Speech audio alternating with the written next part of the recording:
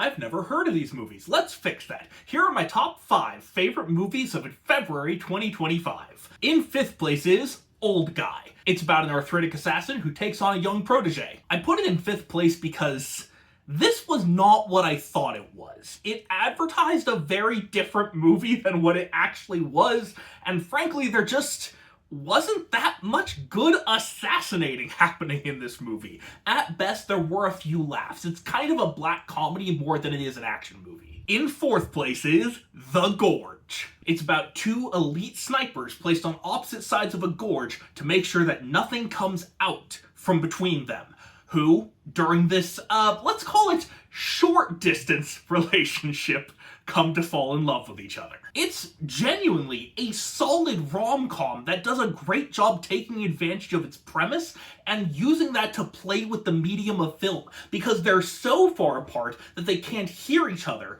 but they're close enough that they can see each other through binoculars, and so they're able to send messages by just, writing on a whiteboard, and they're able to, at one point, actually meet up. And it does such a good job at creating this fairy tale allegory for long-distance relationships that honestly also felt like a response to COVID, because it feels like his neighbor is an impossible distance away, and once they actually get into the gorge, they are literally scared of the air they breathe. If you like schlocky 2000s rom-coms with a twist, you're gonna like The Gorge. The first half is the rom-com, and the exact midpoint is when it changes to an action horror movie. In 3rd place is The Monkey. Here's where we get into the movies that I absolutely loved. I was laughing out loud the entire time. It's about a dad on the verge of losing his son who's trying to stop a curse caused by a demonic toy monkey that creates freak accidents to random people. It is such a good allegory for COVID, for death, for how death doesn't play favorites and you can't make requests. It just happens. It just is. And it does such a good job at making you literally laugh in the face of death. I kept trying to not laugh because I was freaking terrified the entire time. I was on the edge of my seat.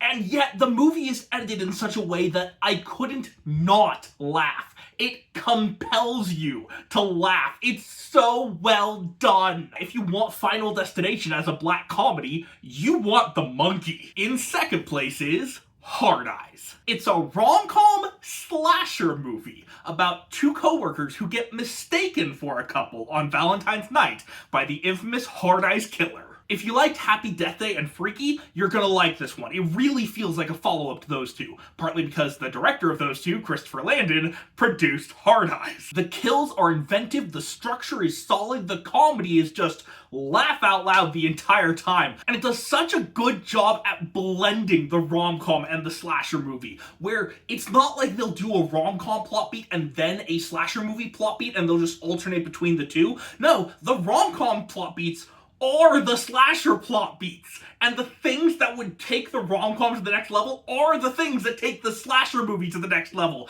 It's so well written. The movie is both scary and fun the whole time. If you like 80s slasher movies, you need to watch Hard Eyes. And in 1st place is Love Hurts. This is genuinely one of my favorite movies of the year. It's a kung fu comedy about a retired assassin who has spent the past 10 years being a real estate agent and loving being a real estate agent. He is so happy about being a real estate agent.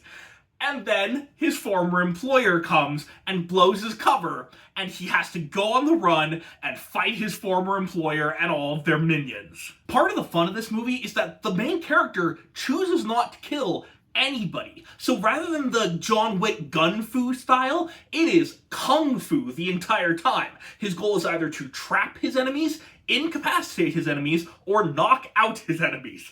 And he does a really good job with all of that. And every single assassin is given these really interesting personalities, a little bit like Bullet Train, but it's not just to give them interesting weapons, it's to give them interesting comedic arcs, because this is a kung fu comedy, where there will be scenes like The Raven, an assassin who's obsessed with emo poetry, meets a goth girl and they fall in love because this is a Valentine's movie. In the same way that Home Alone is a Christmas movie. Valentine's Day is intertwined with all of the characters' arcs and a lot of the jokes, and it is fundamental to the tone of the film and the themes of the film.